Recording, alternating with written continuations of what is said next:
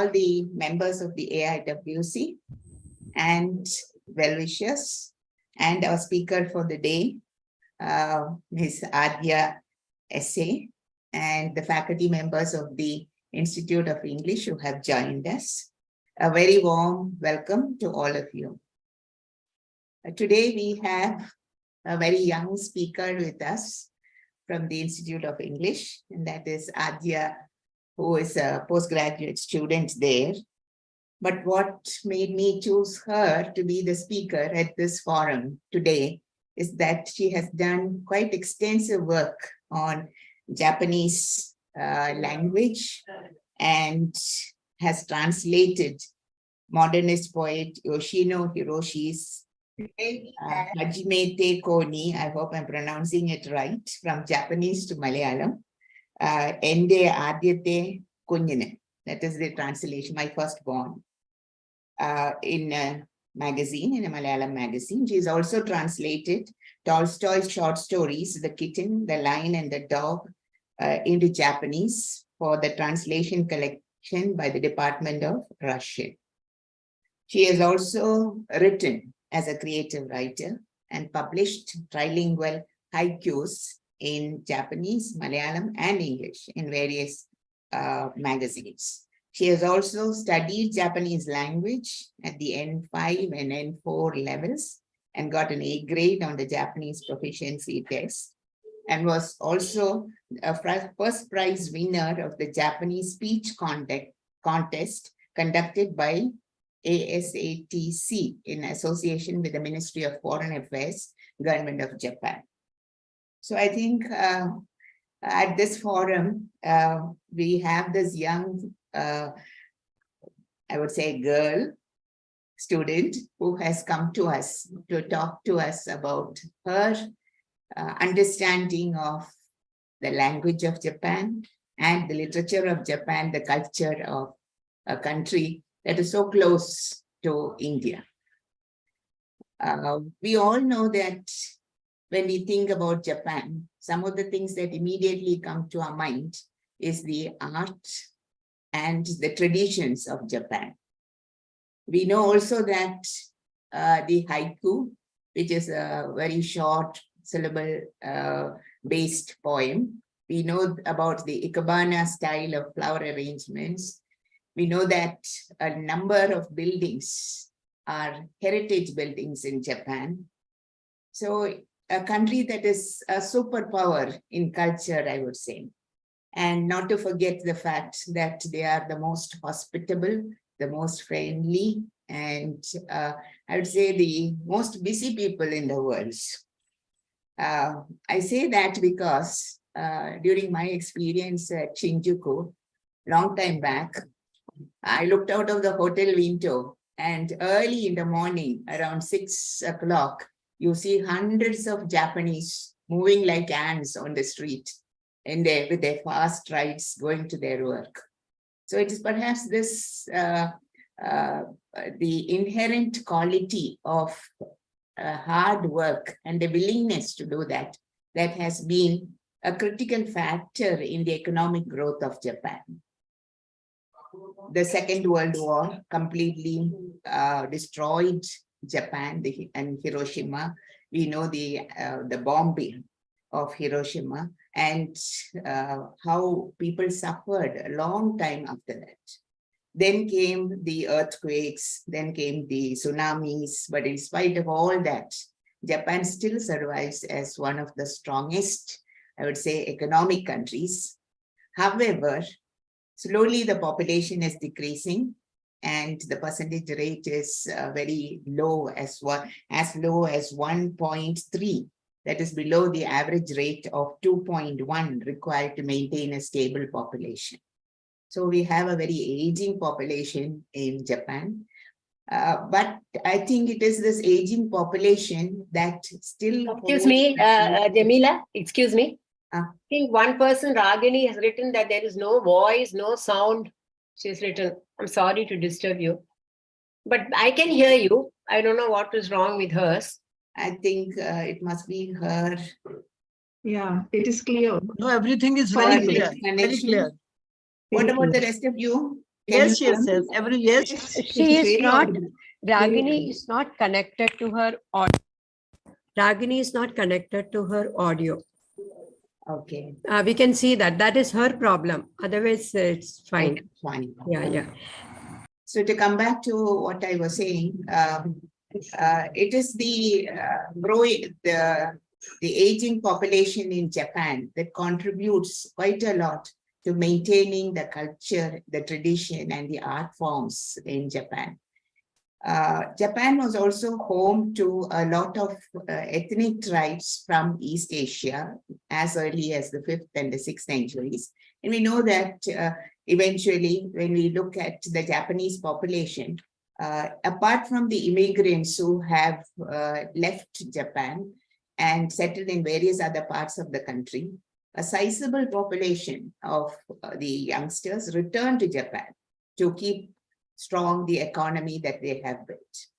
So here is a country that after Australia, where we looked at a continent in the last lecture, here is a country that is so small and yet so strong and maintains a culture that is enviable for the rest of the world. That is what makes Japan the land of the rising sun, not in terms just of the sun rising on Japan, but figuratively as well. Japan is a rising star in today's world economy. So Japan is a place that we would like to know about, and the culture of a country and a literature of a country. In fact, Japan has a very strong literature output, not only in terms of the written word, but also in terms of films, in terms of music. In fact, among the art forms, the cartoons and the graphic novels that we are now familiar with originated I think for the most part from Japan. So apart from video games, again, which children enjoy so much and sold all over the world at such high rates, Japan makes its economy vibrant through all, not only just I would say the vehicles, the motor vehicles or the electronic equipments, but it also keeps alive its economy through its literature, its art forms. And I'm sure most of us would have tasted the sushi of the Japanese, and which is exported to different parts of the world. And to enjoy sushi, you must actually go to Japan. And there you will find on the streets the sushi in different forms, in different colors. In fact, a banquet for the Japanese is a long hall where food of different kinds and food mostly with some weed base or with some fish base are found on the tables. So Japan is something that a country that we would all like to know more about. And I'm sure Adya is going to tell us all that in her presentation. Now, before I ask her to make the presentation, I would like to formally welcome the president of AIWC, Dr. Kalyani Raj, and others who have joined us here. A warm welcome to the faculty of the Institute of English, the students of the Institute of English who have joined us, the AIWC members. A warm welcome to all of you. And over to Adya. Let me remind you that this is the 4th of our talks on the G20 countries. We have already listened to Canada and Australia. And of course, we had in the beginning a talk by Gopakumar, who talked to us about what G20 was and why G20 was important in the world today. So this is the 4th talk on Japan. So we are flying from Canada and Australia to Japan, one of the closest countries near us. So over to you, Adya. Okay. Thank you, ma'am. First of all, I really want to express my gratitude for AIWC to invite me for this talk. So, and without further ado, I will share my screen and let's learn more about Japan, their culture and literature.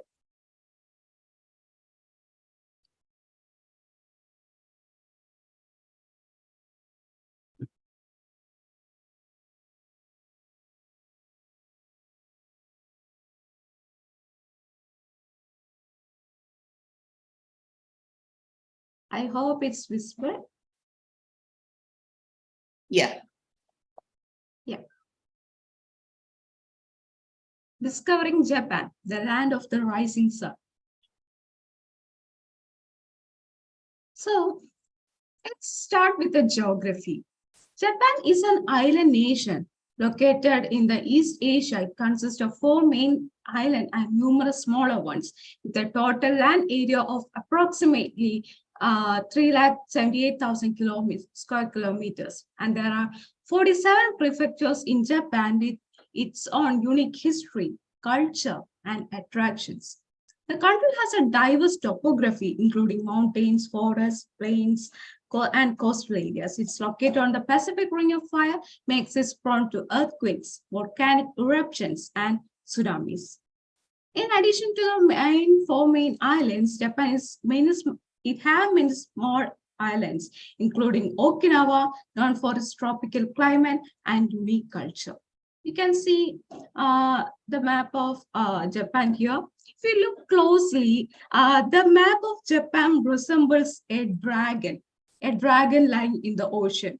In Japanese culture or in their mythology, dragon symbolizes a superior power, like a god. It's a very important mythical creature for the Japanese people. So the island itself looks like a flying dragon across the ocean. So I found it very interesting. Excuse me one minute.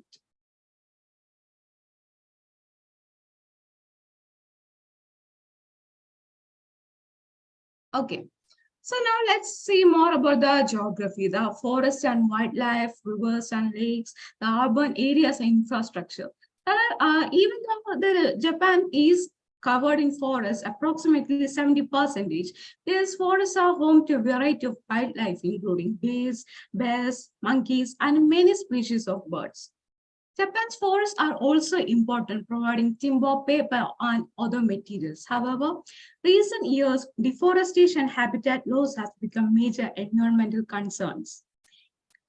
Another important fact is that if we compare to India, in the metropolitan cities, there are very few forest areas along with the city skyscrapers. But in Japan, even though we are in the middle of a city, there are a small group of forests they have cultivated, so that they are really concerned about the nature and the environmental issues they are facing. So if you go there to Japan and see, there's a group of forests along with the skyscrapers. Then Japan has many rivers and lakes which are important to the country of economy and culture.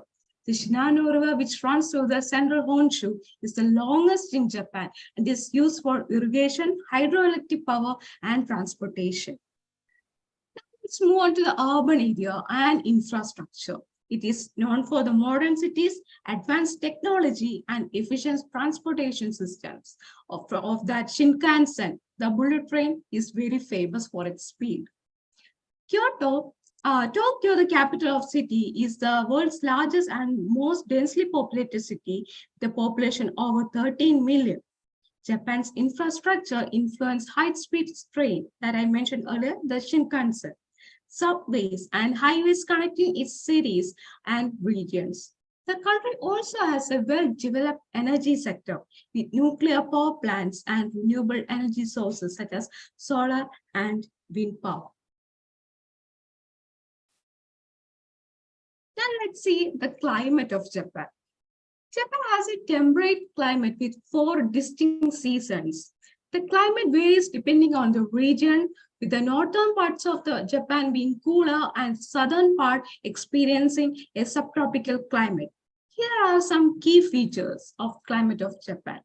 First, their season starts from winter, that is from December to March. It is very cold and snowy in most of the part, especially in the northern part. And in Hokkaido and other regions, temperature can drop below freezing. Then after winter, we have spring. It's from April to May. Spring is a pleasant season in Japan with cherry blossom blooming throughout the country. And the weather is mild with temperature ranging from 10 degrees Celsius to 20 degrees Celsius. It is at this time a festival called Hanami, which means Hana means flower in Japanese. Mi means to see. It is a festival. I'm not getting the phone. Excuse me, is everything all right? Please mute your mic, okay? Yeah. So talking about Hanami, it's about admiring the nature, especially the cherry blossoms, viewing them, having a picnic with family, friends, etc. It's such a pleasant season in Japan. ಒಳ್ಳೇದಾಗ್ಲಪ್ಪ. Then we have summer, which spans from June to August. They are hot and humid with temperature ranging from 25 degrees Celsius to 35 degrees Celsius. And but in the southernmost region like Okinawa, the temperature varies. And talking about Okinawa, the climate of Okinawa is almost similar to Kerala. And because of their topography, the geographical areas and all, it's almost similar to Kerala's temperature.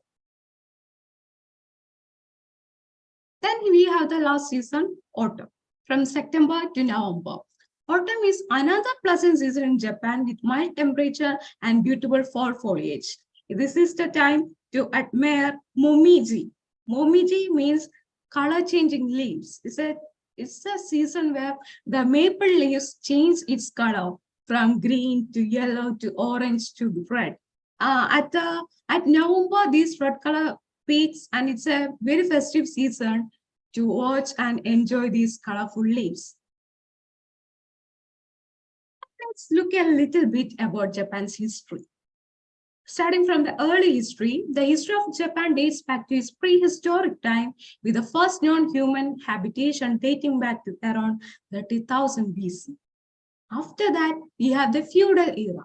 The feudal era in Japan began in the 12th century and lasted till the mid-19th century. During this time, Japan was ruled by series shoguns who held military power over the emperor. It was also this time we have the famous samurais who were assistants of shoguns who was famous for their chivalry. Then after that, we have the Meiji Restoration. In 1868, the Meiji Restoration marked the end of the feudal era and the beginning of modernization in Japan. The emperor was restored to power and the samurai class was abolished. And the famous World War II era. Japan's involvement in the World War II began its invasion of China in 1937. After that, a very unfortunate series of Pearl Harbor attack and the revenge on Japan, like nuclear bomb destruction at Hiroshima, Nagasaki, especially happened. And after the World War II, the post-war Japan. Here, Japan underwent reconstruction and economic growth known as a Japanese miracle because they rise from dust to a very awesome country. The country emerged as a significant economic power with highly skilled workforce and advanced technology, as we see right now. The Japan today is a constitutional monarchy with a parliamentary system of government. The emperor serves as a symbolic figurehead while the prime minister holds executive power. So that was all about the history, a little bit of history. Now let's dive into the lion part of this seminar, Japanese culture. So here we can see the origin of Japanese culture. It is steeped in rich history dating back to prehistoric German period over 10,000 years ago. The country's unique geography and isolation from other cultures allowed for the development of its distinct culture, shaped by various rulers and influences throughout the centuries. One of the most notable influence on Japanese culture was the introduction to Buddhism in the 6th century. This religion had a profound impact on the arts, literature, and architecture of Japan, as well as its social and political structures. As you can see, this is a Buddha, meditating Buddha statue in Japan. And then we have a Buddhist influence in architecture. Look at this different level and slanted roofed architecture. This is also an example for Buddhist style architecture. Now, the role of tradition in Japan. Tradition is highly valued in Japanese culture as many customs and practices have been passed down through generations. From the elaborate ritual of tea ceremony to intricate designs of kimono fabrics, tradition plays a vital role in shaping the country's cultural identity.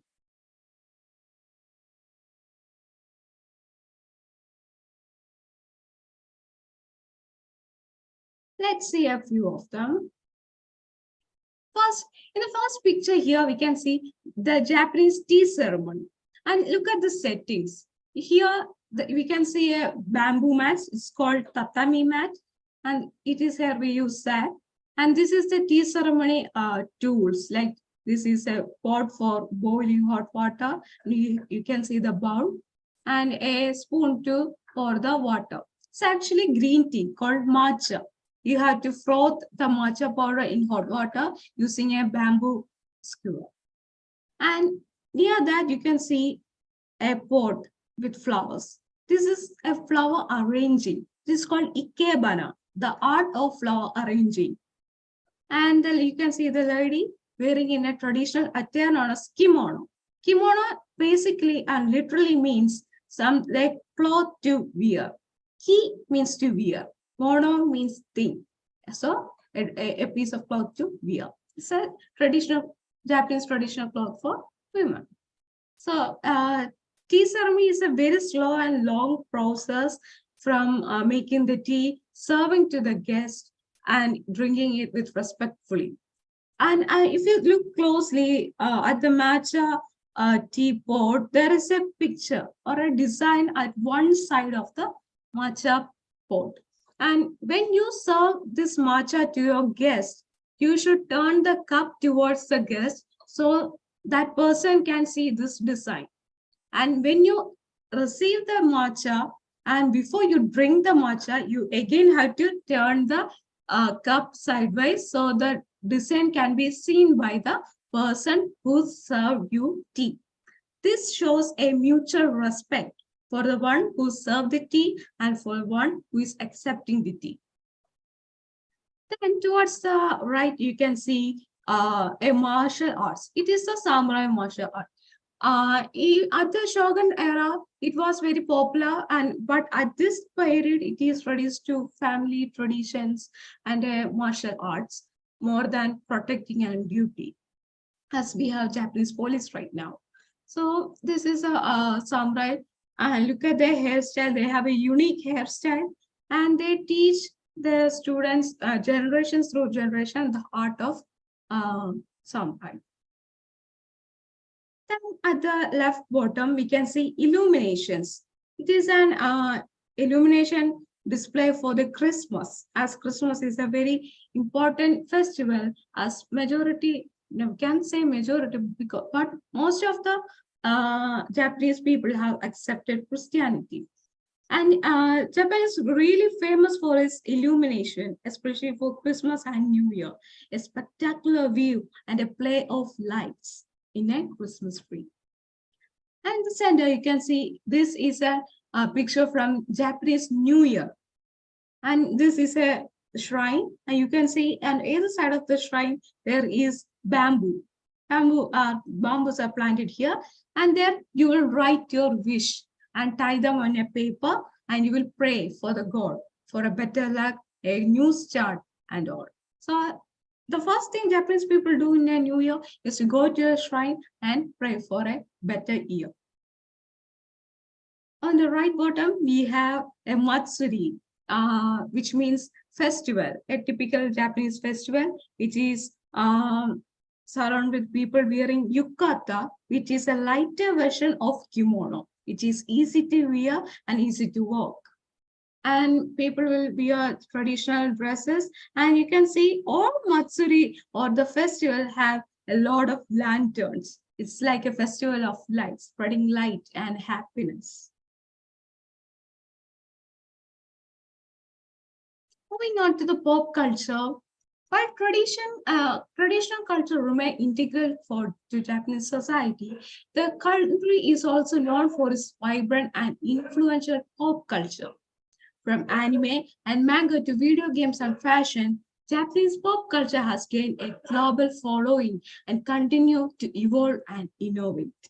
As you can see in the picture, this is a street fashion, and there are different genres of street fashion. You can see one is Lolita, one is Gothic, and here you can see a fusion of traditional and modern style of fashion. Then on the right, you can see a poster for a famous anime known as Demon Slayer, which is really popular not only in Japan but worldwide. And another one is the manga panel.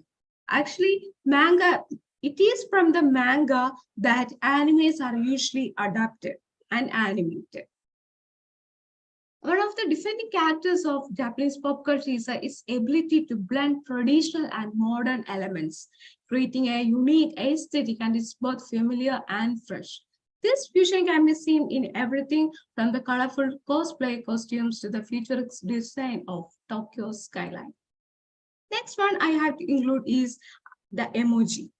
Even though people tend to say it's emoji, it is emoji, because A in Japanese language means picture.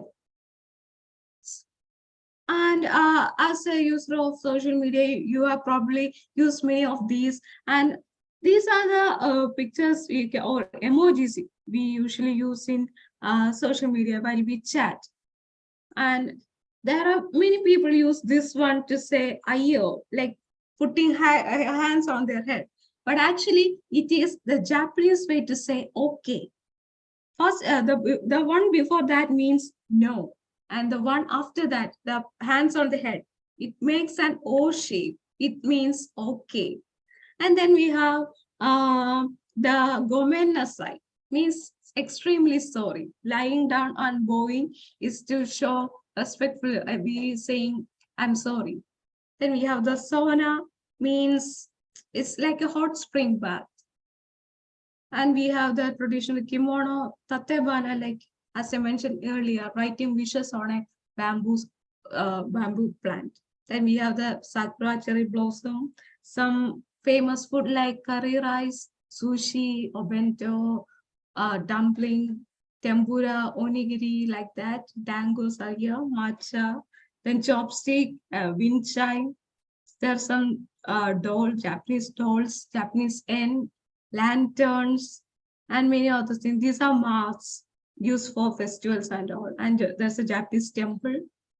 And so these are some familiar emojis you use in chatting and all. So I thought it is also part of popular culture. Then we have mainly the food culture. The Japanese cuisine is known for emphasis on fresh seasonal ingredients and its delicate balance of flavors, and has gained worldwide popularity and inspires new culinary trends. As you may think, why the picture quality suddenly become dull, because these are the food items I made by myself at my home, because I really love to try new dish, especially the Japanese cuisines. So I will start explaining what these are. First one, you can see this is a rice, that is a fried rice covered in omelette. Then we have vegetable tempura, basically vegetables fried in a flour. Then we have takoyaki, which means octopus ball. So there's pieces of octopus inside the balls. Then we have Japanese cheesecake, famous sushi dipped in soy sauce, udon, and ramen. This is the nori seaweeds used as a side dish. Then we have many side dish like pickled carrots, pickled radish, like that, and some tempuras, tofu, etc. One of the key features of Japanese food culture is that its emphasis on seasonality and regional specialties. Across the places or prefectures in Japan, all of the prefectures have their own key foods. Like if you go to Osaka, there will be takoyaki, a lot of takoyaki streets there.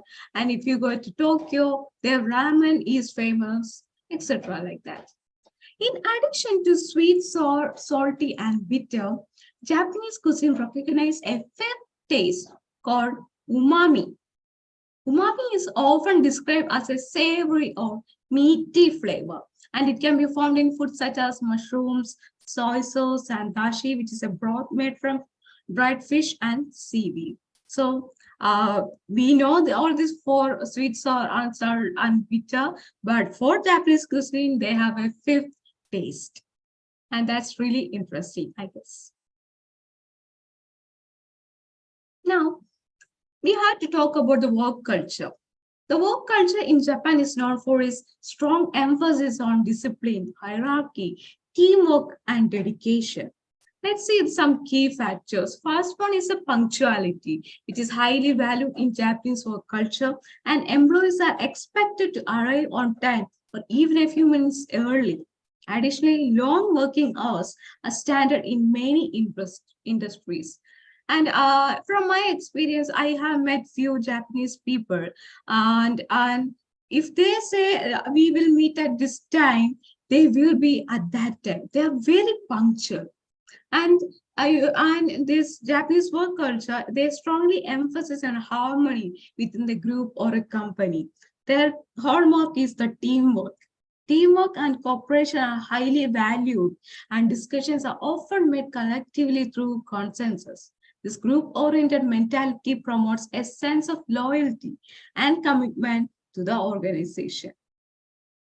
Then the hierarchical structure, where they respect the superiors. Seniority is an important aspect of this hierarchy. Older employees are often given more authority and respect.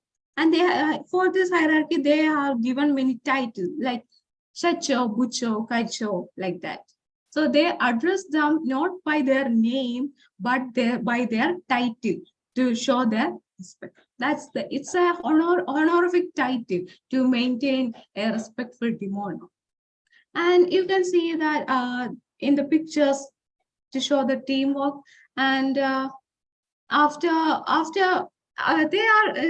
a saying that Japanese people are dedicated into work as well as they're dedicated to drink. After a long working hours, they gather around and went for drinks, normally beer or the Japanese traditional drink called osake, which is rice wine.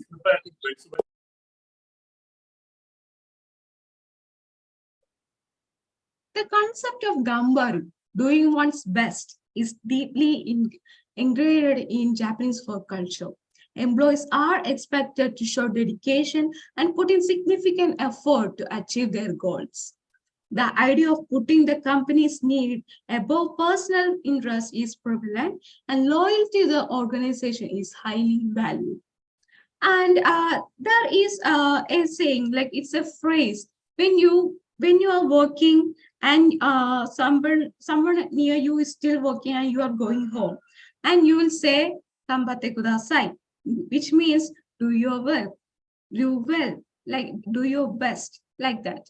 And when one is done and going home, the one who is still sitting and working will say "Otsukare sama desu," which means you have done well. Like his work is over and your duty is over and you have done well.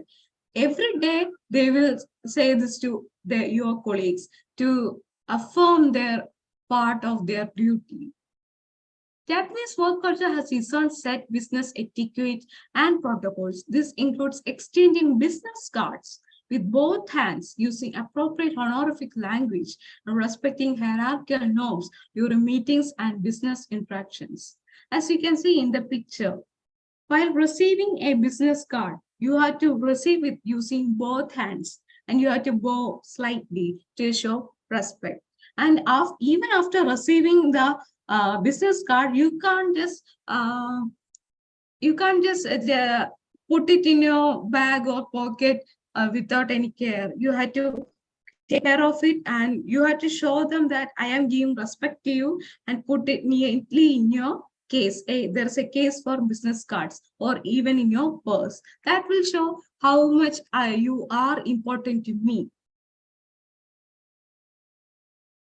Historically, lifetime employment was prevalent in Japan, where employees work for a single company throughout their careers. While this practice has become less common, loyalty to the company is highly valued, and job exchanges are often carefully done.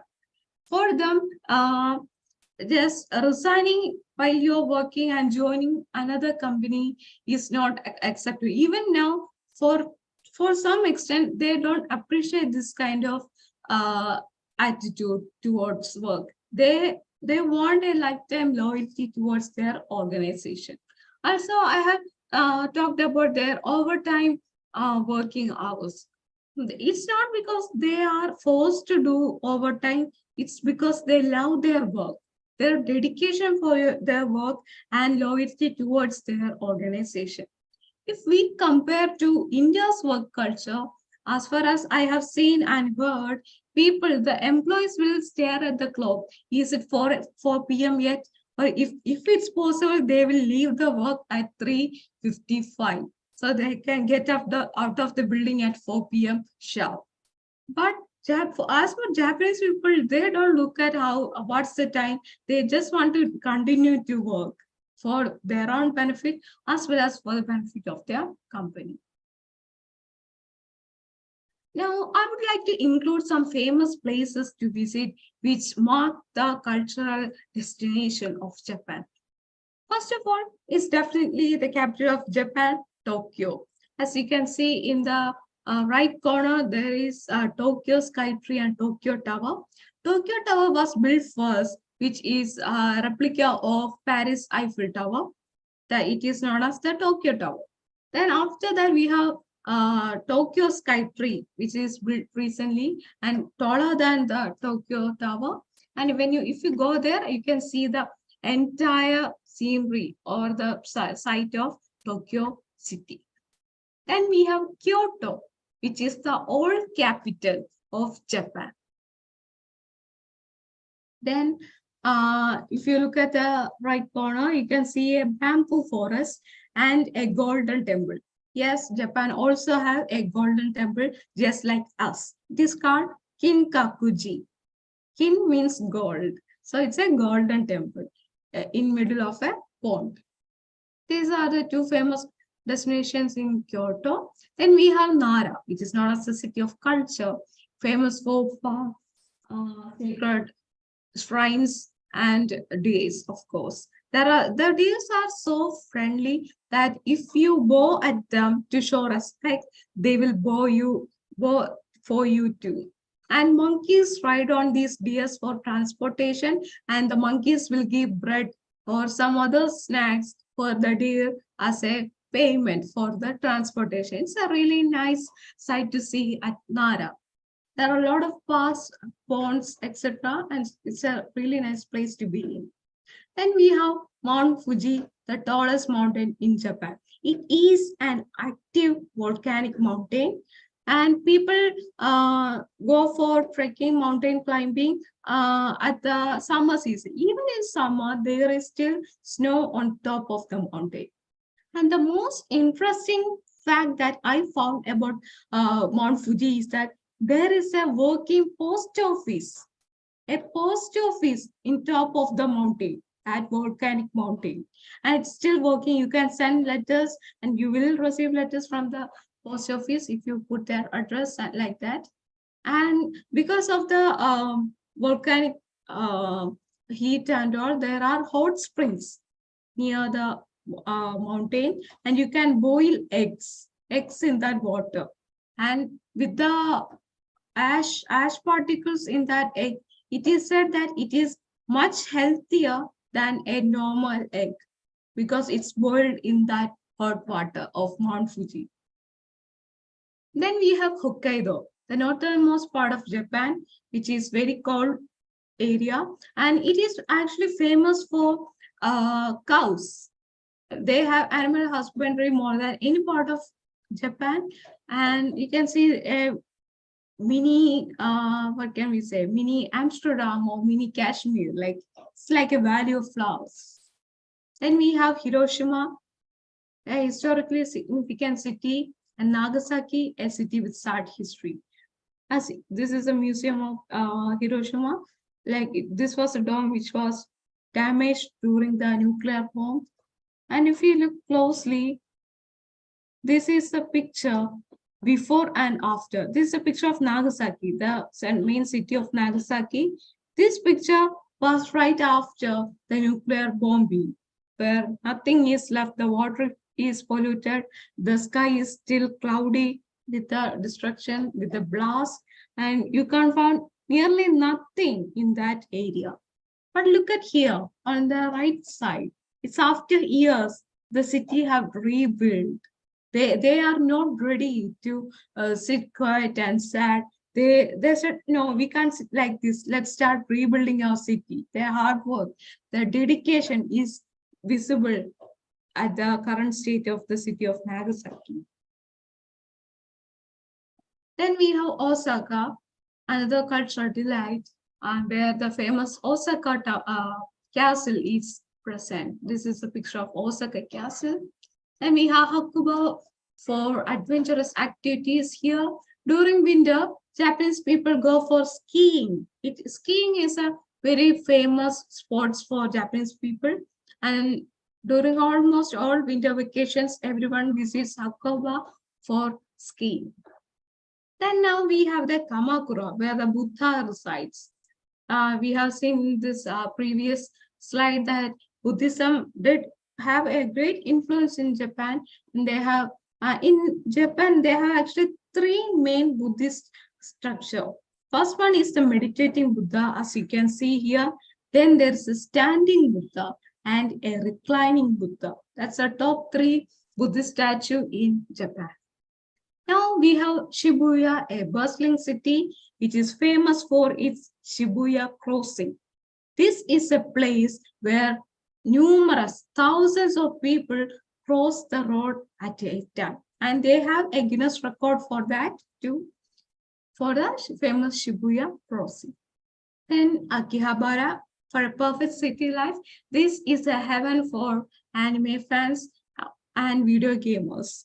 Akihabara is famous for electronics, manga, anime, merchant, etc. And then we have the Okinawa, famous for beaches and islands. As I mentioned earlier, the climate of Okinawa is almost similar to the climate of Kerala. And they have a lot of beaches. And recently, Japan have founded many new islands that they have never looked upon.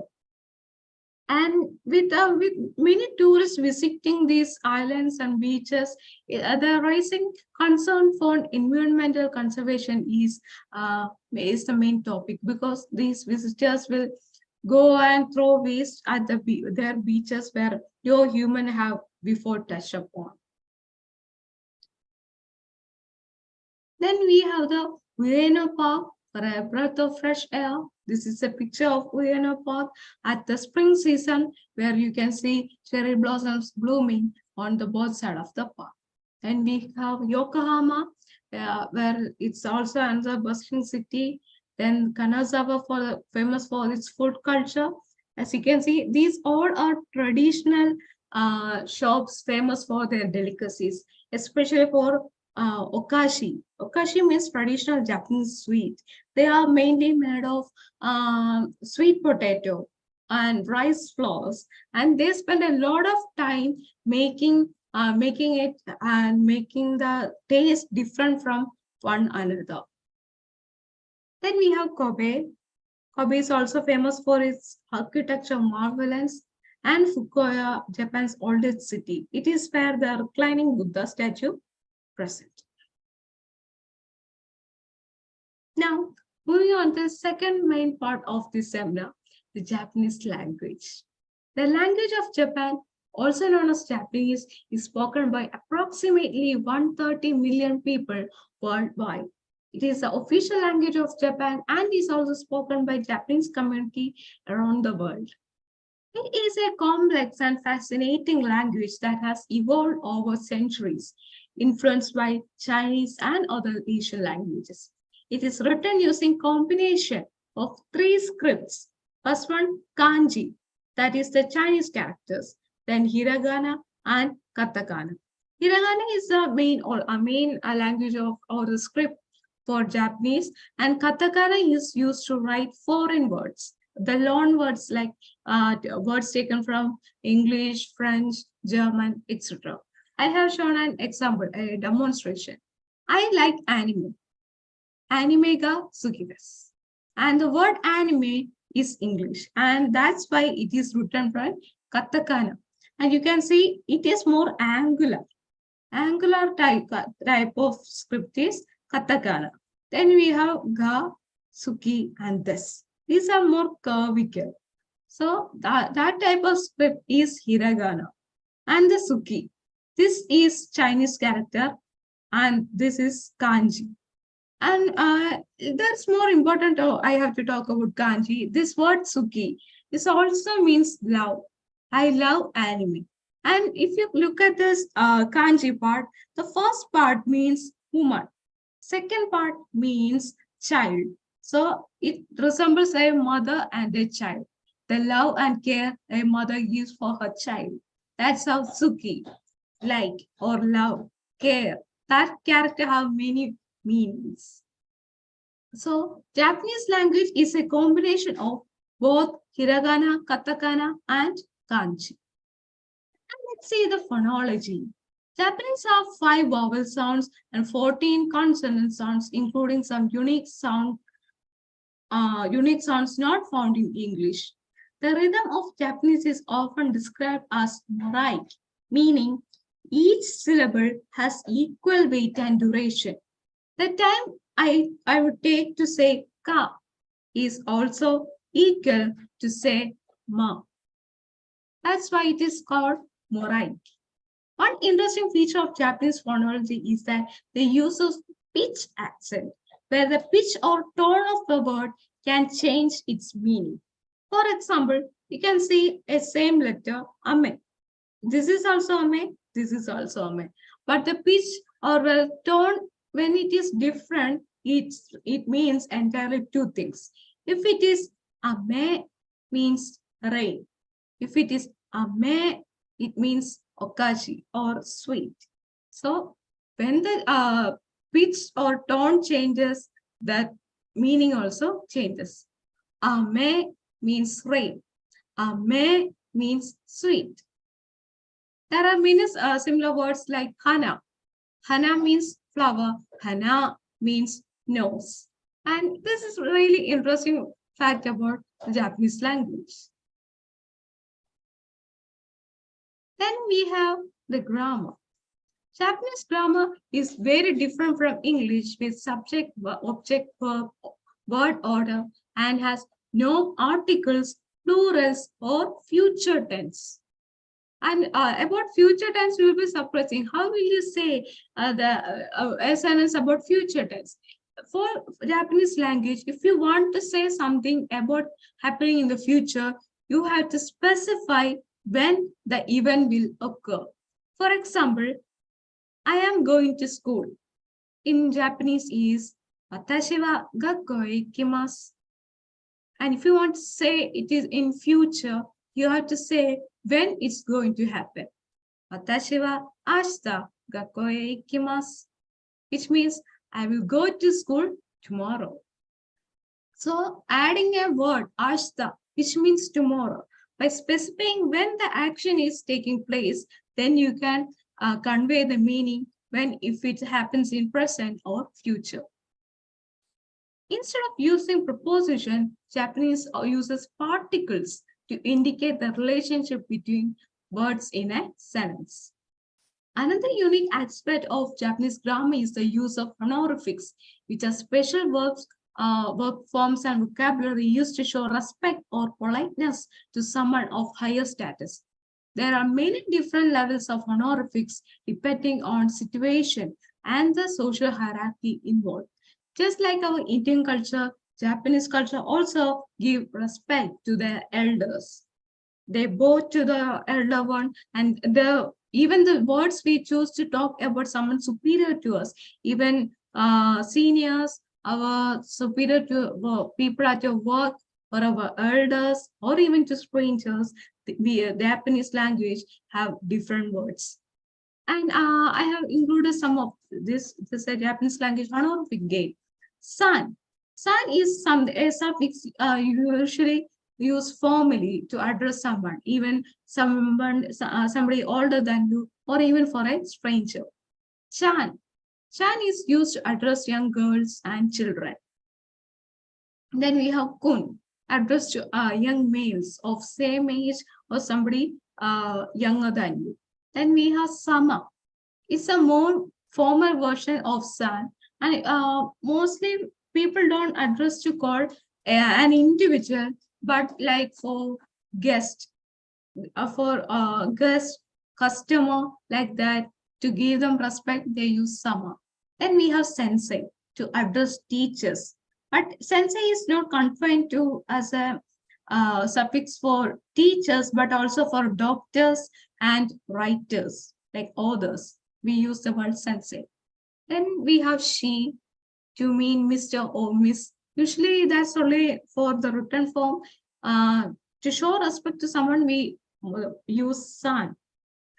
We use the suffix with somebody else's name. Moving on to the vocabulary. Japanese vocabulary includes many loan words from English and other languages and native Japanese words and expressions. Some common loan words in teburu, which means table. Computer means computer. And we have so many other words, loan words, like for example, cake. Cake is cakey, like that. They just took these words from English directly. Japanese also have many words and expressions that are difficult to translate into English, such as wabi-sabi. Wabi-sabi is the beauty of imperfection. Then tontoku, buying and collecting books, but never reading them. There is an expression that's really interesting, and many of us have this habit of buying and collecting books, but never reading them. It's called sondoku. Then the famous word ikigai, a passion that gives value and joy to life. These unique words reflect aspects of Japanese culture and values.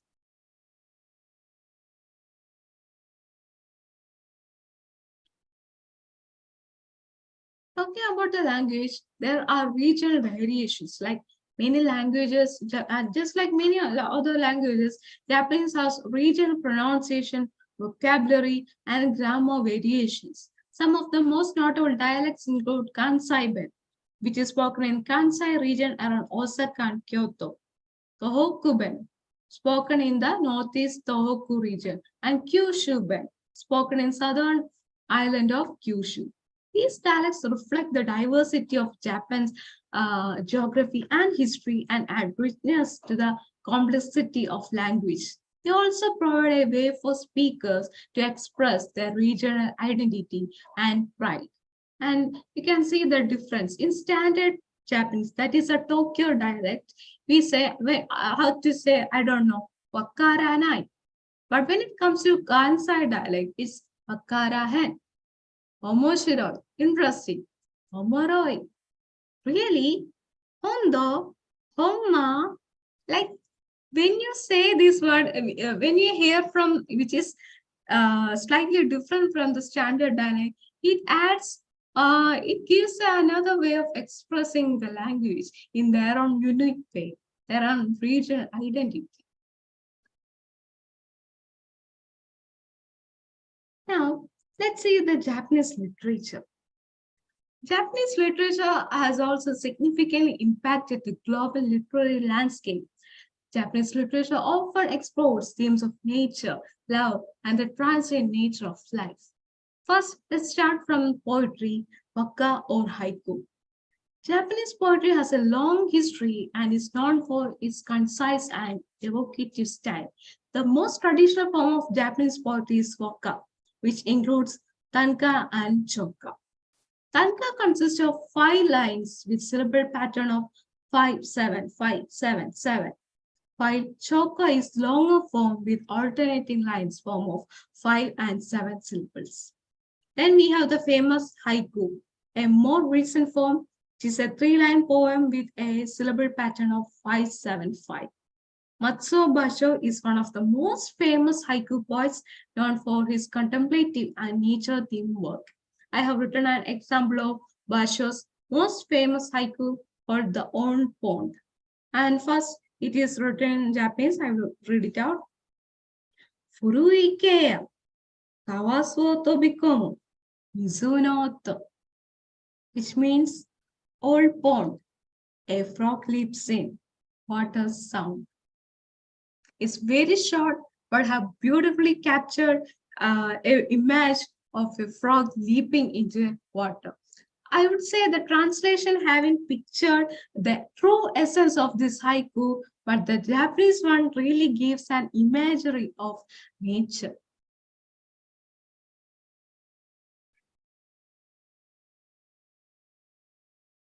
Then we have calligraphy. Japanese calligraphy, also known as shodo, is the art of writing kanji and kana using brushes and ink on a paper or silk. It is considered as one of the traditional Japanese arts and has rich history dating back thousands of years. And we can see in the picture there are many tools. This black block is a piece of ink, and you will dissolve this block of ink in the ink brush, this ink plate using water, and write using a brush. And if you look at these brushes are made using the hair of horse, rat, or wolf.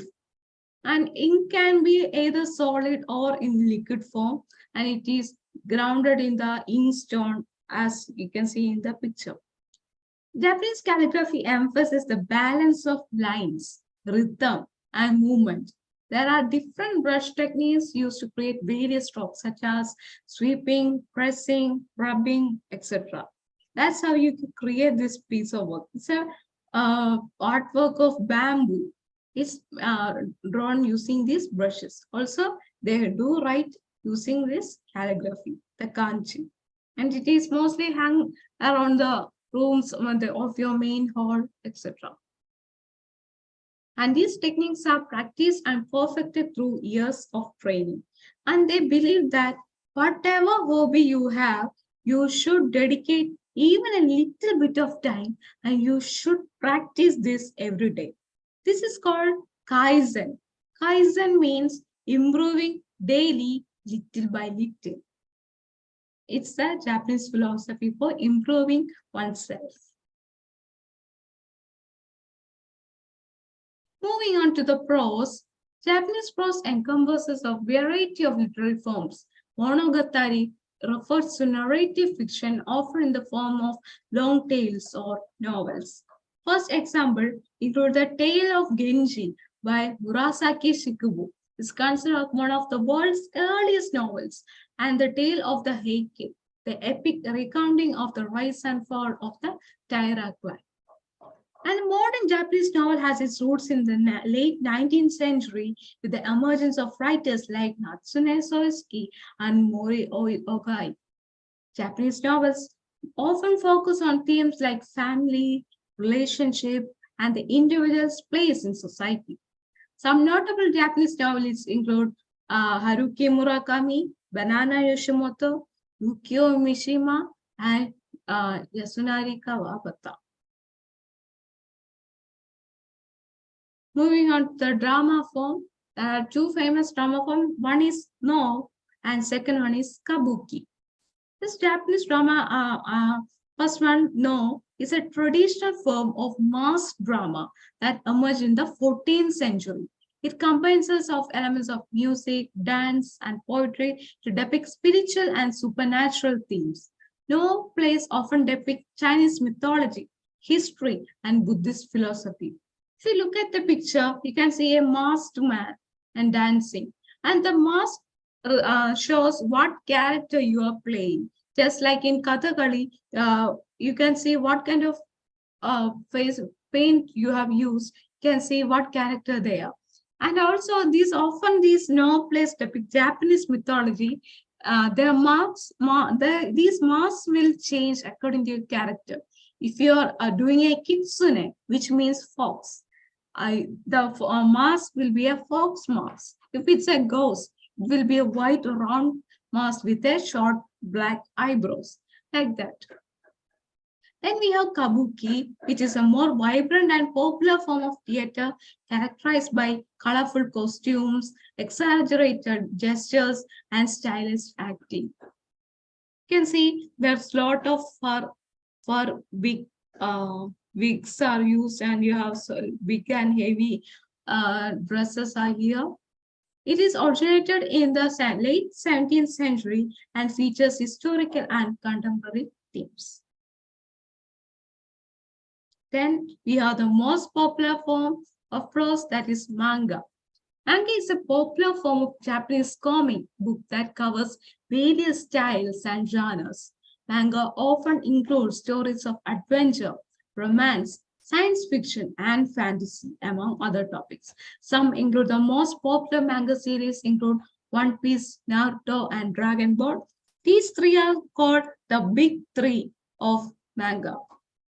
And the popular contemporary manga include Demon Slayer, Jujutsu Kaisen, Chainsaw Man, and Attack on Titan. What the interesting fact about this manga is that the way you read this panel, it is not in a normal way you read a book. It starts from the right corner and you move towards the left. You start from this right corner panel and move towards the left. And you won't go right away to the downward panel, but to the opposite panel. Again, you go to the opposite panel and start from the right to the left. And a chapter is often ended by a note by the author or the sensei himself or herself. And it's often used in black and white. Japanese manga are black and white. And it is from this manga, animation is adapted. And this is really popular.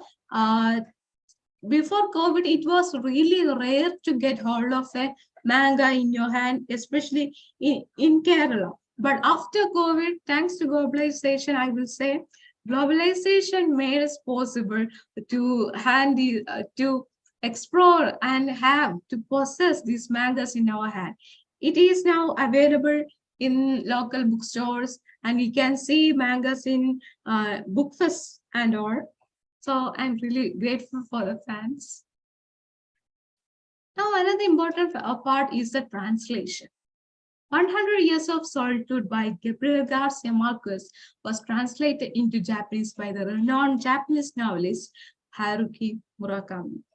Murakami's translation is highly regarded for its poetic language and faithful rendering of Marquez's surreal and magical realist style. Next one is the Rashomon and other stories by Ryunosuke Agutawa. This collection of short stories by Agutawa includes the titular tale of Rashomon, which was adapted into an acclaimed film by Akira Kurosawa. These stories explore themes like morality, identity, and the nature of truth. Then we have the Norwegian Wood by Haruki Murakami, who is one of the most well-known and widely translated Japanese authors. And the Norwegian Wood was one of his most famous works.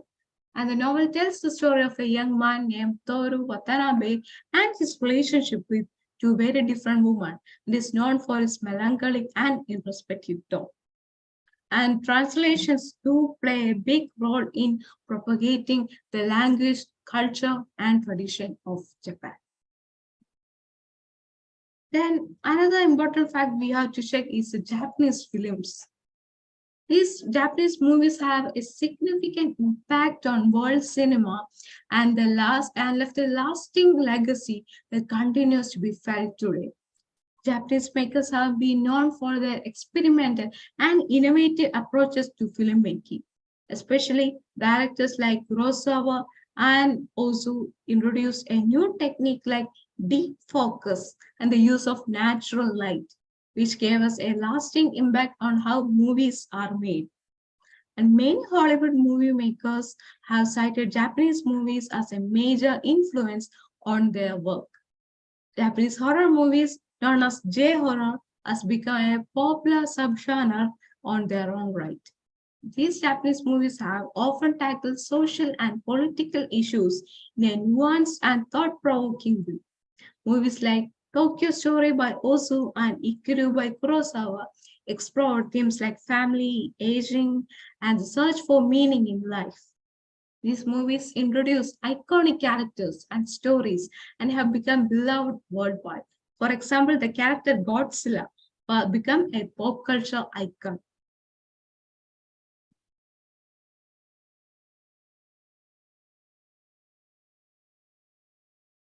Let's see a few posters of renowned famous Japanese movies. The first one is Miyazaki's Spirited Away. It is produced by Ghibli Movies, and this is the first animated movie which won Oscar. And we have Kurosawa's Seven Samurai and Dreams. Then the adaptation of Haruki Murakami's novel Drive My Car in the same title, Drive My Car. And you have The Shoplifters, another movie. Both of them were played in the film festivals. So let's wind up by saying, looking at the famous Japanese quote, Nanakorobi Yaoki, which means fall down 7 times, stand up at 8, which gives a motivational quote that keep trying until you succeed. Just like the Kaizen, which tells you to improve little by little, day by day. Japanese philosophy tells us and taught us to keep trying until you succeed. Thereby, I conclude my session. Arigatou gozaimasu. Thank you, Adya, for that very interesting and I would say very enlightening presentation. We all learned a lot from you regarding the history, the culture, the poetry. Actually, while you were ending your talk, where you talked about try again, I was reminded of a haiku poem that I read some time back, and it goes like this. I write, rewrite, erase. I erase again, and then a poppy blooms. So meaningful that you keep trying and trying again. I write, erase, rewrite. So Yes. it's like going on again and again, never giving up, erase again, and then a poppy blooms. And look at the flower that is being used, a poppy. It suggests imagination and it suggests a kind of intoxication of the world around one. And through words, how that becomes an inspiration, not only for the writer, but also for all those who read the haiku poem. So thank you so much, Adya, for that very enlightening and interesting presentation. Thank you, ma'am. I will ask you some doubts that I have after I open the forum for the others. So Yes, those who have been listening to Adya, please join the discussion. I think you can't see Adya, I think. No? Can we see her? Yes, Yeah, ma'am. Adya, will you? Yeah. There you are, Adya. Yes, sir. Kochumidiki, very nicely presented, I should say. Thank you, ma'am. And you've covered all the points, and at the same time, you took us to Japan. Okay. Thank you so much for the interesting information you've given. And I've got 1 or 2 things. Can I ask, Jimmy? Yeah, go ahead. You were talking about Buddhism, no? But at the same time, you talked about Christianity also. So is there any connection to Christianity there? Connection first, actually Christianity, like any other countries, it was propagated into Japan. But I would say from my research, people in Japan currently, they are not born to a certain religion. They are, since unlike India, Japan stands as one. They celebrate all their traditional cultures, their festivals, and also for Christmas, even though in India and some other countries, Christmas is a celebration for the Christians, But for Japanese people, it's like their own national festival. So yes, ma'am. So you are and once they die, do they bury it or what? I thought I saw somewhere that because of lack of space, they are burying one above the other like that, is it? No, ma'am, not everyone, but who are still believe in that religion, that is Christianity, they bury, but they keep their ashes in a shelf-like model in a public place. They kept their pictures of their deceased ones at their home or keep their ashes at home. Unlike Indian culture, we don't. We pour them away into sacred rivers or beach. That's what we believe but they keep their ashes. Yeah. And kimono, that dress is also worn nowadays? Yes. For events like marriage functions, for weddings, and for New Year, the Japanese New Year, it is worn, and for tea ceremonies, it is worn. And there is another dress called yukata. It is less complicated. For kimono, there are many layers. And so much layers, many accessories are used. Yukata is a simple version. There's only 2 layers. It is easy to walk in like that. Have you worn a kimono? Have you worn a kimono? I haven't worn a kimono, but I have worn a yukata. Okay. I got a chance to wear a yukata. One more question, a last question, Jamila. You have shown in that you have like you are so good at cooking, I think, because the way you have presented. But I see I am a vegetarian. I don't know how many vegetarian dishes you have shown. Okay, vegetarian dish. For like you can exclude these meat and fish dishes. There are a lot of side dishes made from vegetable, especially pickles. Unlike our pickle, there are less spicy pickles. Like they use a lot of vinegar, salt, sugar at the same time. Pickled radish, pickled zucchini, pickled carrot, pickled radish. Like that, they have a lot of like pickled plum. Everything all like that. Pickled cherries. Pickles are the main side dish for to eat along with rice. Thank you so much. It was wonderful. You took us. Actually, it is a way of preserving the fruits, the vegetables also. Because a lot of, I think, and out of season, in season and out of season, they have it. Regarding the wearing of the kimono, I saw a girl, a Japanese girl wearing a kimono, and it is really, I would say, a life experience to see how the long length of cloth is wrapped around and round, and then they make the figure or the body of the girl also very slim and full of curves, and they look so beautiful after it is worn. They are but small, very difficult to walk in a kimono. They take very, very small steps, and they have beautiful slippers to wear along with it. It's a beautiful dress. Figure-wise also they are small made, isn't it? Yeah, and talking about smallness, even their hotels have very small rooms, and even the best of the hotels there have very small toilets as well, because it's almost like you can hardly move around in the toilet. It's a small space. So it is also like making the best of what they have. They're a small island, a group of people, and yet they have been able to accommodate all the comforts of life in spite of. Wonderful to hear about Japan. Thank you so much. Thank you, Jamila. Yes, thank you, Atya. Anyone else? I think Madam Kunjit Kaur has put in a comment saying, is Adya a Japanese? She's so full of Japan, knows like the back of her hand. I haven't even visited Japan. All I know is from what I see, from what I read. Like it's my biggest dream to visit these places I have included in this talk. Like, I wish one day, definitely. Will you unmute yourself, Miss? I think Kalyani wants to ask something. Okay. Kalyani, can you speak? Yeah, Adya, wonderful presentation, and you took us in a good journey of Japan. It was really good. Just one or two things. I mean, one comment on what Kamini was talking about the food. I remember when I visited Japan, we visited Osaka and I think Mount Fuji and Tokyo, of course. And I think I completely survived on rice and pickle.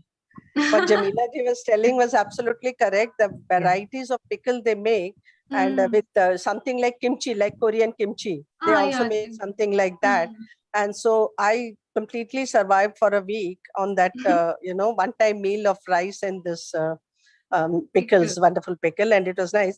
And another thing, I don't know if I missed, if you said a thing, you were talking somewhere, you were talking about simile with Kerala, someplace, and I went to some houses, and I saw the entrance was also, a little bit, like lower. Like one had to sort of bend and enter. Now, is that a custom there? I mean, or it was just a place related, some construction like that? I hope it's related to the construction. They don't have any custom related to bowing down, but they have similar to us that take off your slippers when you get into a house. That I have seen. And wear a house slipper that is meant for wear and inside sitting on the ground and eating, sitting on the ground and eating on tatami mat. Even, the seats were much lower. I mean, at least the seats were lower or not, the plate thing was little above your thing. So that was also they lie down on a not on a cot, but on a futon. It is spread across the floor ground itself. Yeah. As for a traditional house, but nowadays we have a lot of modern houses and they have other usual facilities like dining table as we have them. Modern houses, of course. But wonderful presentation. And Kamini, if you ever want to borrow a kimono, I have one, so you can take. I bought one in Hong Kong. So. Thank you so much. Thank you. But you got to learn how to wear it. Jamila ma'am, may I make a few observations? Yes, please do. It was a very engaging session. I loved every bit of it. Thank you. Especially right from the map where it resembled the flying dragon, the emoji. Usually we say emoji. So I'll try to say emoji hereafter, and especially the food culture and work culture, which are essential components of Japanese culture. So thank you so much. You have done us proud. And I too had visited the Discover Japan Cultural Festival, which happened at the BJT Hall last November, and it was a well-organized program where kimonos and the Daruma dolls, Kokeshi dolls were displayed, and that particular association which had organized that in collaboration with the Japanese consulate, I would like to say a few words about that association. AOTS, Association for Overseas Technical Cooperation and Sustainable Partnership Alumni Association, and as I understand, they form a group of technocrats or the techies who were sent to Japan during the early 1980s to collaborate with Japanese technology, to learn more about Japanese technology. So they have now formed an association, and I think they are contributing substantially to the propagation of Japanese culture, and also they run a few classes for Japanese language learning as well. So I happened to visit that particular exhibition, which was also a great cultural festival. And to add a few more words to what Adi had been telling us about Kaizen. Kaizen, it is a much celebrated Japanese business philosophy, which has now been adopted by many big business schools and universities all across the globe, because it actually focuses on small changes which would make big impact, gradual improvement, which would increase productivity in a gradual manner. So they focus on creating a team atmosphere. Nobody is superior or inferior to anyone else.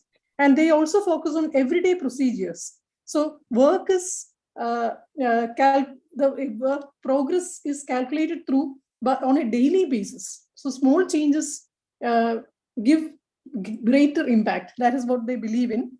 And they also focus on greater employee engagement. No, it is not a single person who makes decisions. They make sure that greater employee engagement is inculcated. I think Apple, Google, and in such multinational corporate managements, they have adopted this Kaizen as part of their business philosophy. So we find how as Jamila ma'am has been telling us, how geography and culture has had a unique impact on Japan. And there are also in the recent QS university ranking, we come across many, at least 3 or 4 Japanese universities which have figured in the first 150 ranking. So I think Adya is planning to go there. She is likely to pursue her higher studies there. All the best, Adya. Thank you so much for that wonderful session. You have taken much pains. Thank you so much. Thank you, Jamila ma'am. Thank you, Suchi. I think Meena wants to say something. I see her hand up. Please unmute. Yeah, go ahead. Hello, it's a pleasure to be here and meeting Kamini ma'am again. Jamila teacher is of course here. I just wanted to add a couple of things to what Adya said, because Adya, when she first walked into the Institute of English for her interview, she told us about her passion for Japan. And we were very curious because it was very different. It was a very unique kind of a passion that she shared. But since then, we have seen the way she has actually nurtured this passion and the way she took it forward. What I wanted to add to what Adya said, it was a brilliant presentation. Again, the pain that she took for the presentation was amazing. A couple of things that I wanted to add was, as Jamila teacher said, again, I stayed in Japan for one day and night, and I fell in love with the place. But then my love affair with Japan, or for Japan, was not just because of that single day. It was through the films of Akira Kurosawa, which again and again invoked Japan that seemed so similar to Kerala. Say, for example, many of the things that Kurosawa talks about reflected a geopolitical and cultural landscape that had so many similarities with Kerala.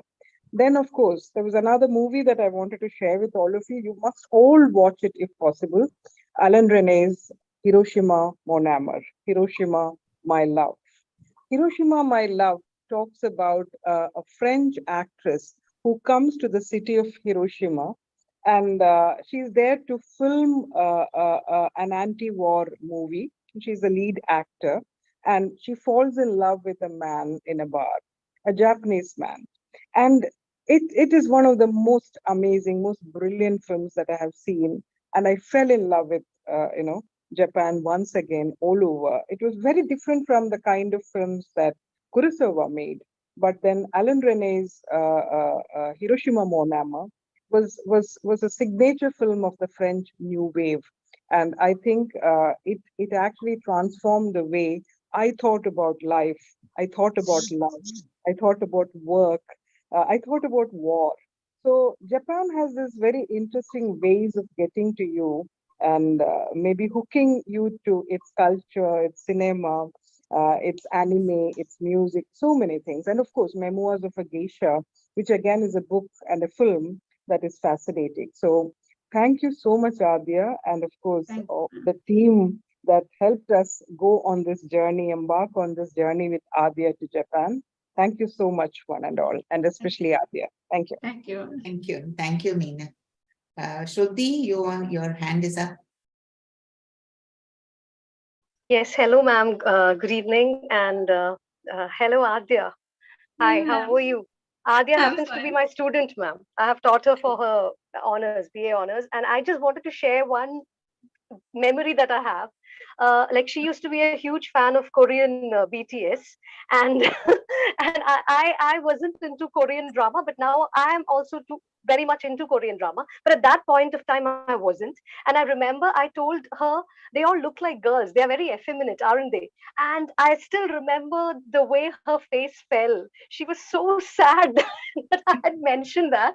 And she kept coming back to me and telling me, no, ma'am, they're actually quite handsome. They're quite handsome. You should watch them. And that is one thing I remember about Adya, like while she was at the women's college. And I want to congratulate her for her passionate presentation.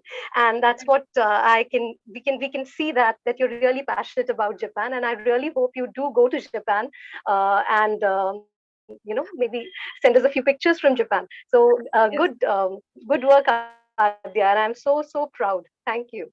Thank you, ma'am. Thank you. Thank you, Shruti. I know it's a very passionate, and I should say the presentation that she made showed us all how passionate she was about the people, the country, the culture. I'm sure you'll be able to go there one day. I think Guneshwari wants to say something. Yes. Yeah. Thank you, Jamila ji. Adya, that was a wonderful journey that you gave us all. And as I told before the meeting started, I was trying to remember those words which I had learned, in my 1.5 months or 2.5 months. I don't remember. I will have to go through my earlier records to see. I was there, and that arigato gozaimasu and konnichiwa and ohayo gozaimasu, all these terminologies and they were calling me, I was being called Mrs. Ravindran. So Ravindran San, I used to be called by. Yes, because they think the second name is mostly in Japan is a family name. So only your close relatives, close friends call you on your given name. That's your first name. So they called you by the family name. Yeah, Ravindran San, it used to be.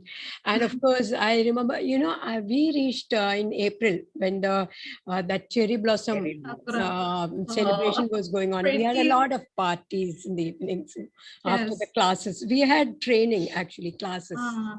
So 2 things I wanted to, I was surprised about was the weather forecast. Early morning, we have to go out for the classes. Very accurate. Yeah. So that was in 90s or 90 or 91. So the morning, the person, the resource person will say, you take umbrella. Then we have to take. Tomorrow she'll say, no need to take umbrella. We don't take. And first 1 or 2 days, we used to make fun, the South Asian, Bangladesh, Pakistan, and myself and Sri Lanka. We used to make fun, as if, in our country, it is the other way around. When you say, it's sunny. It is the other way around. So, and the first day when I got my room in Tokyo, I went inside and I couldn't find drinking water. So I went into the reception and asked, want some drinking water, can I have? You take it from the bathroom. I was really, thinking, how can I drink water from the bathroom? So we were told by our course director that it's quite safe. Here we have to boil and drink, even their rivers, some rivers are so pure that there is a boat you can drink directly from this river. As for Kerala, nowhere in India we cannot drink water like that, from the public tap. That was one thing. Then of course we experienced that tea ceremony where we had to sit in that Vajrasan type of thing. Yes, in that mat. And Kamini, I survived on cabbage leaf, salads, butter, and bread, and I gained some 2-3 kilos because of the butter. So a very luxurious buttering I did on, and that really showed. The Hiroshima was really very painful, Hiroshima. There is a museum. Museum. That voice, you can really experience it going into that museum. That was really, that left us all very sad for one day. Now, I feel that Japanese culture, work culture and the behavior, we should have exchange programs for the school children. They should stay there for some time and learn that humility, culture, and how they. That's in what I Japanese school itself, from the elementary school, they teach how to clean. The students themselves clean their classroom floor. I can't imagine that scenario here because parents will come next day. You ask my children to clean. They won't teach. But that is not true, Adya, because when we were all in school, we had to clean the classes, throw away it was of course a convent, so they actually taught some of those things. But First thing but teach. not now. But I don't think children now would do that. But maybe we were all very obedient at that time. What they asked us to do. I think Ragini wanted to say something. She has been waiting for some time. I think there are several people who have raised hands. Jamila, you can call them one by one. Many people have hands. Where in the chat? Let us start with the Ragini. Okay. Ragini, please unmute. Ragini, you're not there? And you can call Sheila. She's also. Sheila? Ragini is there. She has unmuted, but we can't hear her. She's not responding. Sheila, you wanted to please unmute and sing.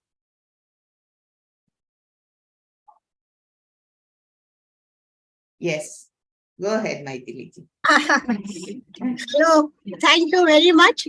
Thanks to the learned speaker for bringing us Japan close to us. We almost have visited the place. Thank you. I just wondered if you had seen what the lifestyle was like. You mentioned the way of living and all that. So years back, there was a Japanese film, Yuki Warusu, a film which came years ago. And there they showed very much similarity with Indian life, family values and all that. Family. They give importance to family, just like us. It's a #1 priority. Thank you so much. Thank you. Talking about women's empowerment also, there was a time when they felt that the women were not brought to the forefront, and this tea ceremony and things like that were designed to keep the woman in the home and not come out and do work. But as time has gone on, like most countries, women in Japan are also coming out, and they are also engaged in a very lucrative. Also, ma'am, the language itself. Before, Chinese language were used by men, especially for trade and business, and only women were not allowed to use Chinese, so they used Japanese language. And when the country became independent, many of the earlier works were written by women. That I found that very interesting, because women were not allowed to use Chinese, so they continued with the Japanese language, and they made things with Japanese language. So earlier works are all written by women. So you're right. that's the highlight. Usha, you wanted to say something?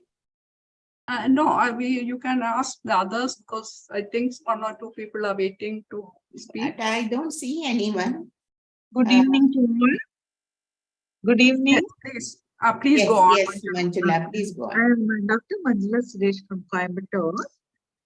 Let us appreciate the good attempt of Adya, the good presentation with appropriate pictures and posters made the session very interesting. It shows the genuine interest and sincere efforts taken by her. She has highlighted the Japanese culture and literature, food culture, and their good work culture. During our school days, when we studied the subject social studies, there was a chapter on Japan, and we were told that the Japanese are similar to Keralites since they are very fond of rice and fish. Is it so, Adya? Yes, ma'am. They have a lot of dishes. Since rice is their staple food, just like India. And again, there are many. It's an island. It's surrounded by beaches, oceans. So they have variety of fishes and many dishes. Seafood is a main dish. Just like I mentioned, octopus balls, squid, and sea urchins. And there are a lot of variety seafoods included in their cuisine. Actually, talking of the rice, Adya, it's a different kind of rice. It's a sticky Rice rice. is little round and sweet rice. Sticky I have rice both. that they use, so that is why they can use their what is it called? Those sticky rice. chopsticks. Chopsticks. Yeah, Yes. the chopsticks to eat that rice. Try Their eating rice our is rice with that, you will fail. But sticky rice. also yam is something that they use a lot. Yam, sweet potato. Yam, sweet potato. Yeah. Yes. Adya, you are a gifted speaker. Keep up the attempt. Thank you. Thank you. Thank you. Anyone else? Ragini, are you back? Sheila? Yes, this side Ragini. Thank you, Adya ji. It was such a beautiful session. Thank you. Sorry, there was mic issue. So I feel that if I visit Japan, I have to survive again on rice and pickles because I am also vegetarian. And beautiful, please, God bless you and lots of information. Thank you. Thanks a lot. Thanks. Thank you, Ragini. I think Lakshmi Bai had put a question in the chat box. My most Lakshmi Bai admired is there. nation. She says, my most admired nation. The No, interactive earlier, session has added spice to the talk. No, My earlier she bucket had list put a destination. So I'm sure question. there might be quite a lot of us here who have put it on their bucket list. Yes, to go to Japan. after hearing Adya. Was there a question? I didn't see it. In the beginning, I think, if you go back in the chat box, I think she had put a question somewhere. I'll just check 1 minute. Leela, Lakshmi Bai has asked, what about the tea ceremony? Tea ceremony. She wanted to know something about the tea ceremony. Tea ceremony. Can you specify, because I already talked about tea ceremony. Is it the way or anything? Actually, the forms of welcome, like when you enter a Japanese home, they bow to you and you bow again, and you have to bow 3 times. Yes. It's not just once. You do it once and then they start doing again and you wonder what it is all about. You bow again. It's a lengthy process. The ceremony is a lengthy one. It takes so much time to prepare. It's even the atmosphere is very serene, silent, and it's almost like a meditation. You prepare the tea slow and steady, the way you drink it to and show respect to each other. They have very small cups for the tea to serve matcha, the tea. Yeah. And the matcha is little bitter. To accompany with the bitter flavor, they give you sweets, which is usually made of sweet potatoes or rice flour, like mochi, like that. Yam and sweet potato in plenty, rice in Japan. Adya, is the tea tasty? After all this process, it is tasty? It's a little bitter, ma'am. I have bought this matcha powder. It's very expensive, but still after spending so much money, it's a bitter. I know. But that tea is very similar to the Arabic tea that they serve, Okay. in Dubai and all. They crush tea. They crush the spices and then put it into the hot water and then serve it through a kettle. Yeah. It's almost like a goblet. Magic comes out of it. So it's a part of it. I wanted to ask, is there anyone who wants to ask anything more? I will do it after you go on. My question, Adya, was this, while you were talking, I was thinking of all the migrants who have left Japan and settled in various other countries, but they continue to keep intact their culture and their relationships. There is a novel which is called Itsuka by Joy Kogawa, a Canadian Japanese writer, and where she talks about 3 generations. Isai, Sansai, and the Nisai. The first generation, the second generation. 1, 2, 3. Yeah. Yeah, there are 3 generations that, each of them have a special kind of name to them. They are the earliest one is the Isai, then the Sansai, and the Nisai is the more. Nisai is second, Sansai is third. Sansai is third. In Japanese, 1, 2, 3, Ichi, ni, san. It's the order. That is what it means. I never knew that was what it meant. Ichi means 1, ni means 2, san means 3. Oh. Right. So that's the first, second, third. Yeah.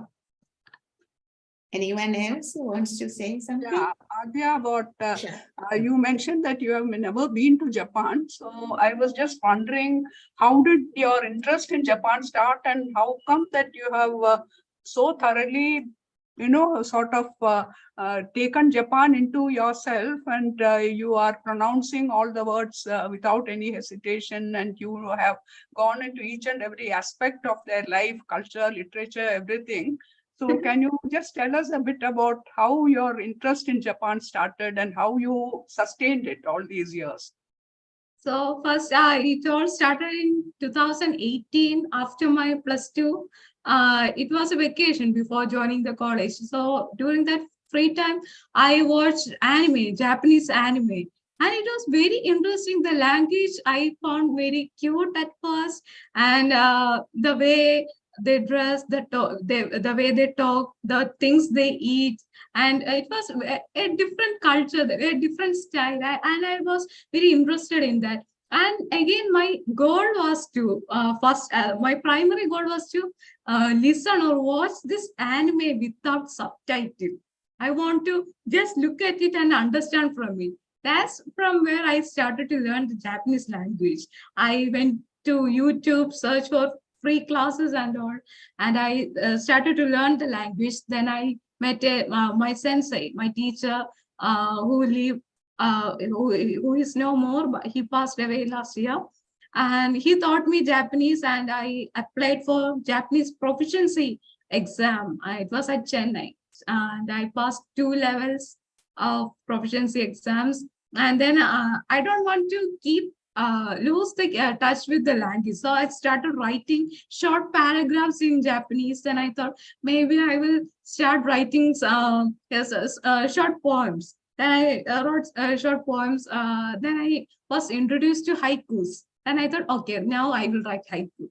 And first I wrote some in Japanese. And my father, who is a Malayalam professor, he said that if you write in Japanese, only Japanese people can read. You do one thing, you translate into Malayalam and English, so others can read. So that's how I start this. When I go somewhere, I just stare into some flowers, trees, or streets, and some idea will come into my mind, and I will just note it down and develop into a haiku. So I have been doing this, and after completing my course at PG course, I am trying to publish a haiku anthology with the translation. Yes. Your own anthology or translation? My own. Your own anthology. Okay. With the poems and the Malayalam translation. Yes. Very good. Very good. And but I think it is a very complicated language, isn't it? Not only the script, even the language itself is quite complicated. So how proficient are you in Japanese now? There are 5 levels for Japanese proficiency. I am currently cleared 2 levels. I'm learning the 3rd level.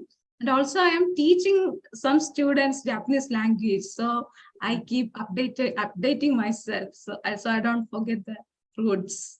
So is there some place in Trivandrum where there is an online course. Next batch is going to start.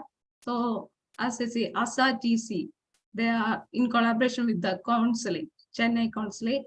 They are taking online classes. So Adya, can you WhatsApp this to me so that I can put it into the group, and everyone, those who want to learn the Japanese language, can go online and learn the language. Yeah. Because there are a lot of opportunity, especially for the engineering, nursing, and caretaking fields. Because as you know, now the population in Japan, many old age people are more than the youngsters. One reason is that many people are leaving Japan for higher salary jobs and all. And next one is people don't want to get married and have children. They just want to work and work more instead of starting a family. So they are inviting many young workers into their companies to work for them. So our main aim is to teach them and make a career opportunities. Good. So I will How share. long are these courses? like level 1, how much time will it take? Now we one course is 6 month duration, 6 months duration. We are teaching the first level at first. If they are interested to go again, then we will teach the second one. How many hours? You say 6 months. So how many hours is it total? Hours, it's probably we haven't decided yet because students are not much. We haven't started the course yet. Usually it is twice a week, Saturday, Sunday, like that. Twice a week, full day, or it is? No, 2 hours. 2 hours.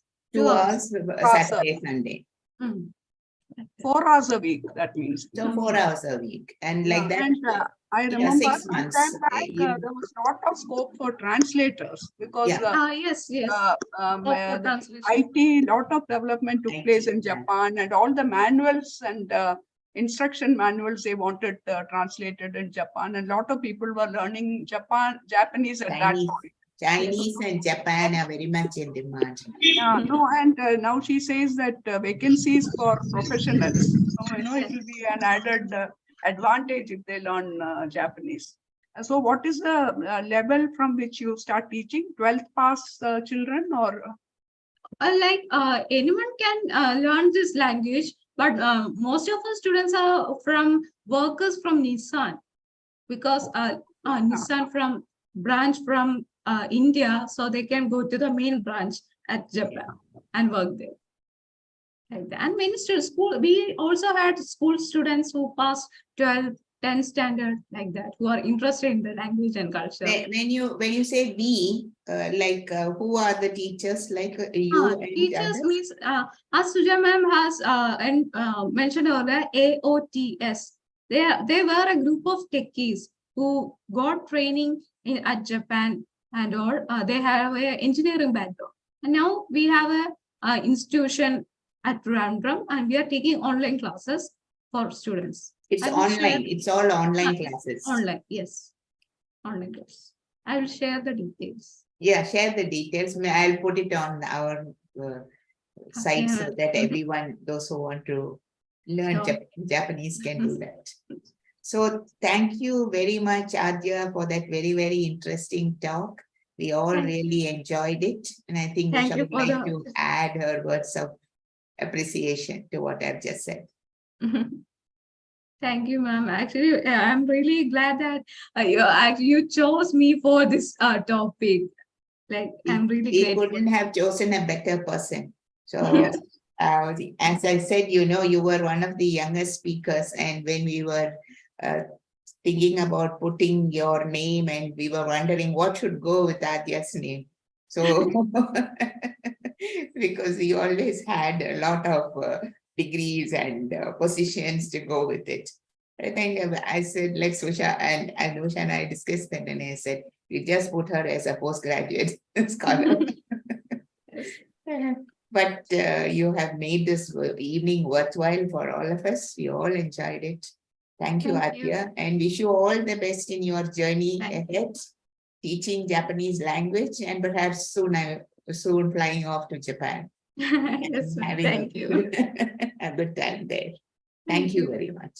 Thank you. So Adya, thank you from All India Women's Conference.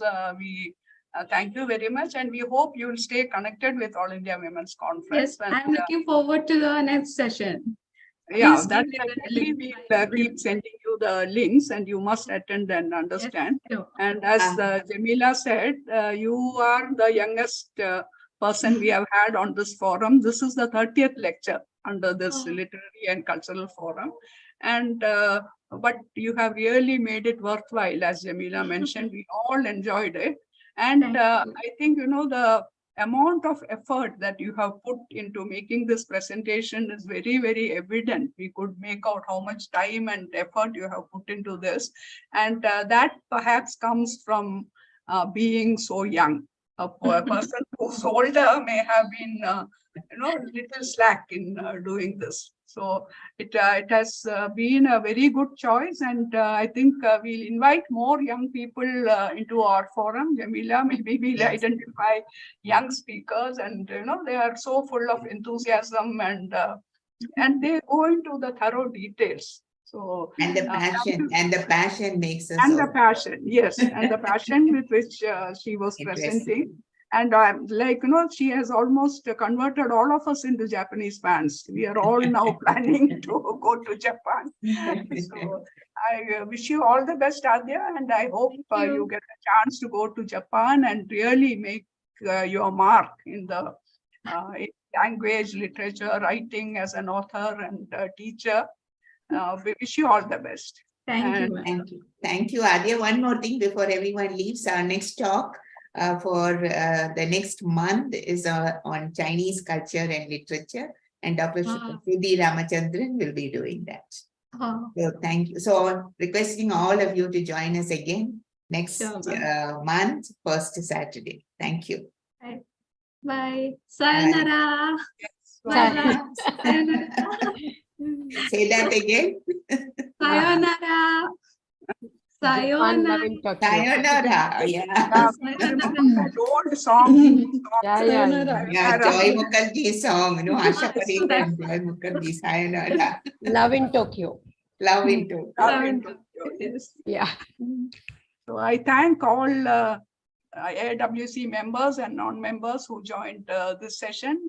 We had good attendance, and really Suja kept us, Adya kept us glued to our screens for this long session. We never felt the passage of time. I thank each and every one of you, and especially Jamila, Bhuvaneshwari, all of you who have put in the effort to make the session a huge success.